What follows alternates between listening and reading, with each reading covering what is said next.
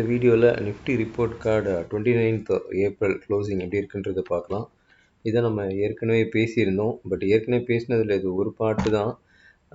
இன்னும் நிறையா விஷயங்கள் நம்ம என்ன சொல்லிட்டு இருக்கோமோ அதேமாரி சேம் கடவுளோட கருணையால் நடந்துக்கிட்டே இருக்குது.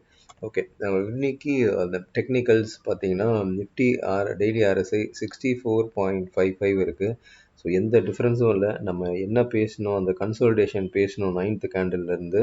ஸோ அதே தான் நடந்துகிட்ருக்கு. பட் மூவிங் ஆவரேஜ் 200, 50, 20, 10 எல்லாத்துக்கும் மேலே தான் மார்க்கெட் ட்ரேட் ஆகிட்டுருக்கு. ஸோ ஏதாவது ஒன்று பிரேக் ஆகும்போது அடுத்தடுத்த சுச்சுவேஷன்ஸ் வரலாம். இல்லை பிரேக் ஆகலைன்னா இந்த சுச்சுவேஷன் கண்டினியூ ஆகலாம். பட் ஒன் மோர் டே, இன்னைக்கு April, one more day we need to wait. Okay, Nifty 50 stocks பார்த்தீங்கன்னா நேற்றும் அது இன்ட்ரெஸ்டிங்காக இருந்தது. மூவிங் ஆவரேஜ் 20 ஒரு 47 அண்ட் அபோவ் இருந்தது. அதாவது 50 கம்பெனி 47 கம்பெனி மூவிங் ஆவரேஜ் 20க்கு மேலே ட்ரேட் ஆகிட்டு இருந்தது. இன்றைக்கி கொஞ்சம் ஒரு 4 கம்பெனி கம்மியாயிருக்கு. பட் இருந்தாலும் இட்ஸ் அன் ஓவர் பாட் அப்படின்றத இதை காமிக்குது. இந்த ஸ்லைட் நீங்கள் கண்டினியூஸாக பார்த்துட்டே இருக்கீங்க. மார்க்கெட் இறங்கும் போது மூவிங் ஆவரேஜ் மொத்தமாக 50 கம்பெனி எப்படி பிஹேவ் ஆச்சு, ஏறும் போது எப்படி பிஹேவ் ஆச்சு அப்படின்றத நீங்கள் பார்த்துக்கிட்டே இருங்க. அதனால தான் இந்த ஸ்லைடை வச்சுருக்கிறேன். ஓகே, இன்றைக்கும் பார்த்தீங்கன்னா FIs and DAS both in buying position. So 2850 crores FIs வாங்கியிருக்காங்க.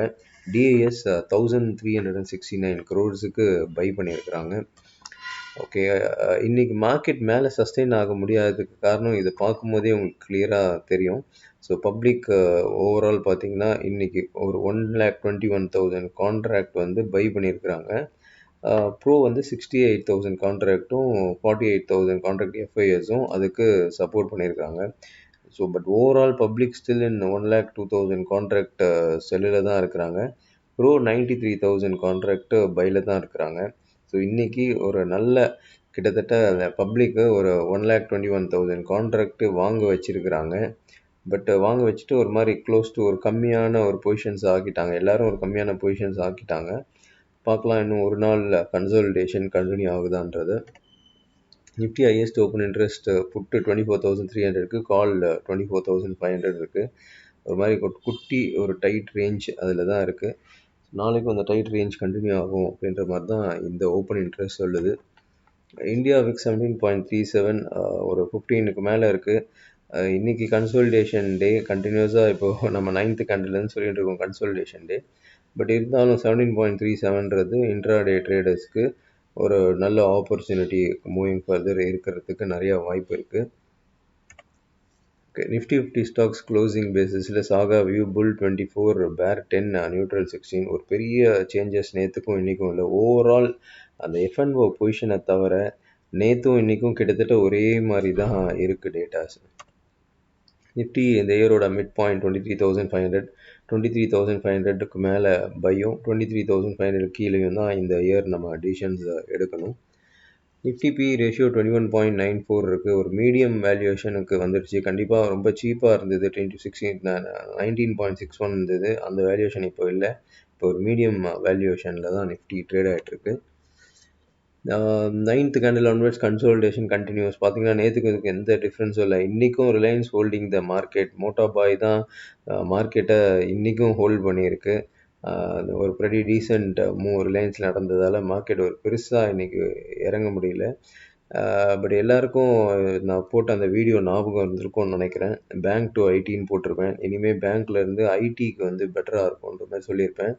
ஸோ பேங்க் நம்ம அந்த வீடியோ போட்டது வந்து பேங்க் இன்க்ரீஸ் ஆகவே இல்லை, அங்கேருந்து கொஞ்சம் இறங்கி தான் இருக்குது. பட் நம்ம அந்த வீடியோவுக்கு அப்புறம் ஐடி நல்லா இன்க்ரீஸ் ஆகிருக்கு. இன்றைக்கி கூட நீங்கள் அதை லைவாக பார்த்துருப்பீங்க. ஸோ பேங்க் டு ஐடி ஃபண்ட்ஸ் மாறுது அப்படின்றதுக்கு கிளியர் எக்ஸ்ப்ளனேஷனே கொடுத்தேன். ஸோ இன்றைக்கும் அதே தான் நடந்துகிட்ருக்கு. அந்த வீடியோ போட்டதுலேருந்து ஐடி தான் இட்ஸ் மூவிங் அப், பேங்க் வந்து இட்ஸ் கம்மிங் டவுன். ஸோ லைவில் மார்க்கெட்டும் பார்த்திங்கன்னா பெரிய ஒரு டிஃப்ரென்ஸ் இல்லை. மார்க்கெட் இதுக்கு மேலே க்ளோஸ் ஆச்சுன்னா அடுத்தடுத்த லெவலுக்கு மூவ் ஆகும்னு எதிர்பார்த்தோம். பட் இதுக்கு மேலே க்ளோஸ் வைக்கிறதுக்கு ரொம்ப கஷ்டப்படுறாங்க. நம்மளுடைய பேனர் பாருங்கள், நிஃப்டி பேனர் யூடியூப்பில் அப்லோட் பண்ணுற பேனர் பாருங்கள். ஒரு ஒரு கம்பியில் ஒரு ஆடு எப்படி மாட்டின்னு இருக்கு மேலேன்ற மாதிரி, அந்த மாதிரி நிஃப்டியோட சுச்சுவேஷன் அந்த மாதிரி மாட்டிகிட்டு இருக்க மாதிரி இருக்குங்க. ஸோ இதுக்கு மேலே இப்போ க்ளோஸ் பண்ணி இப்போ திரும்பி இது வந்துடுச்சு. ஸோ இதுக்கு மேலே இப்போ க்ளோஸ் பண்ணான்னா தென் அகைன் அடுத்தடுத்த மூவ்க்கு நகரலாம். ஸோ அந்த மாதிரி ஒரு சூழ்நிலையில் மார்க்கெட் மாட்டிகிட்டு இருக்கு. வார் நியூஸா, ட்ரம்ப் நியூஸா, என்ன பண்ணுறது அப்படின்ற ஒரு கஷ்டமான சூழ்நிலையில் நிஃப்டி இருக்கிற மாதிரி இருக்குது.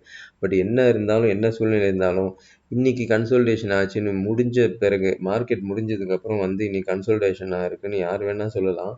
பட் இந்த 9th கேண்டிலில், this is the 9th candle. So இங்கே ஒரு 9 கேண்டில்லேருந்து கீழே வந்தது, இந்த 9 கேண்டில்லேருந்து மேலே போச்சு. இந்த 9th கேண்டில்லேருந்து மார்க்கெட் கன்சோலிடேஷன் ஆகும். மே 2 ஒரு இன்ட்ராடேக்கு ஒரு நல்ல ஆப்பர்ச்சுனிட்டிஸ் கிடைக்கும் அப்படின்னு பேசியிருந்தோம். அதேமாதிரி இந்த ஃப்ரைடேவும் ஒரு நல்ல ஆப்பர்ச்சுனிட்டிஸ் கிடைக்கும்னு பேசியிருந்தோம். ஸோ நீங்கள் கிளியராக பார்க்கலாம். 1 2 3 4 5 6 இப்போ ஆல்மோஸ்ட் 6 டேஸு. ஸோ இந்த இடத்துல என்னன்னு தெரியறதுக்கு முன்னாடி இப்படி கன்சல்டேஷன் ஆகும் அப்படின்னு சொல்கிறது இட்ஸ் நாட் அ ஈஸி விஷயம். இன்னைக்கு முடிஞ்சதுக்கப்புறம் எல்லாரும் ஓடி வந்து பேசுவாங்க கன்சல்டேஷன், அது ரொம்ப ஈஸி. பட் அது வந்து ரொம்ப கட்ஸ் வேணும். அதை ப்ரெடிக்ட் பண்ணுறது அவ்வளோ நாள் மார்க்கெட்டை பார்த்துருக்கணும். Anyway God is kind. நம்ம சொல்கிற கரெக்டாக அந்த சுச்சுவேஷன்ஸ் போயிட்டுருக்கு. ஸோ 9th கேண்டிலும் இதே மாதிரி இருக்குது. இன்றைக்கி இன்ட்ராடேவிலும் நீங்கள் செக் பண்ணலாம். ஒரு பெரிய மூமெண்ட்ஸ் இருந்திருக்காது. Market maybe gap up open ஆகிருக்கலாம். ஆனால் திரும்பவும் அந்த கன்சல்டேஷன் உள்ள மார்க்கெட் திரும்பி வந்துடுச்சு.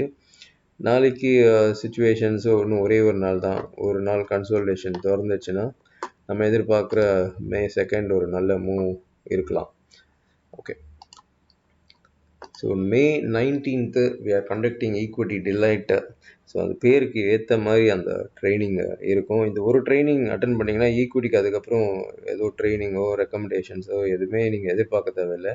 This one training is going to help you for life time. அந்த மாதிரி தான் டிசைன் பண்ணியிருக்கிறோம்.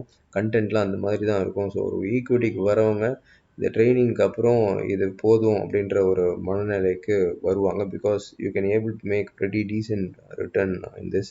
அதுக்கேற்ற மாதிரி தான் அந்த டிசைனே பண்ணியிருக்கிறோம். இதை பற்றி நிறைய எக்ஸ்பிளைன் பண்ணியிருக்கேன் ஒரு 2 வீடியோக்கு முன்னாடி. வேணுன்றவங்க பார்த்துக்கோங்க. ஸோ இன்ட்ரெஸ்டட் ஈக்விட்டி டிலைட் ட்ரைனிங்கில் இன்ட்ரெஸ்டாக இருக்கவங்க 19th மே 3:30க்கு இந்த ட்ரைனிங் ஸ்டார்ட் ஆகும். வேணுன்றவங்க ரிஜிஸ்ட்ரேஷன் பண்ணிக்கோங்க. சில வீடியோஸ் வரும். அந்த ரிஜிஸ்ட்ரேஷன் பண்ணதுக்கப்புறமே அந்த வீடியோஸை பாருங்கள். ஸோ தட் இப்போவே நீங்கள் அதை கற்றுக்க ஆரம்பிப்பீங்க. Thank you so much. திரும்ப இன்னொரு வீடியோவில் உங்களை சந்திக்கிறேன்.